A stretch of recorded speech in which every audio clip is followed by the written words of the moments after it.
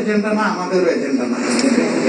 মানে যার বাড়িতে বিয়ে তার কোনো ঠেকা নাই, আর পাড়া কোষের ভূমি নেই, আমরা একটা নির্বাচনী ঐক্য করেছি, আর এখন জনগণের স্বার্থে আমরা একসাথে আন্দোলনে চালিয়ে যাচ্ছি।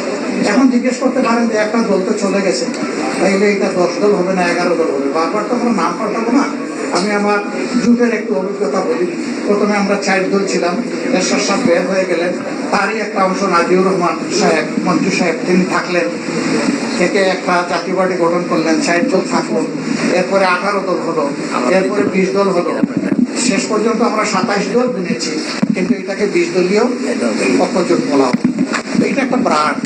এখানে মাঝে মাঝে কারো ডিফারেন্স অফ অপিনিয়ন থাকতেই পারে, আমরা তো কাউকে আসলে জোর কাটাতে পারি না, এই অধিকার আমাদের নেই। গণতন্ত্রে তার প্ল্যাটফর্ম চয়েস করার অধিকার প্রত্যেকেরই থাকবে, তবে আমরা চেষ্টা করব দেশের বৃহত্তর স্বার্থে এই ঐক্যকে আরো শক্তিশালী এবং সমৃদ্ধ। ধন্যবাদ।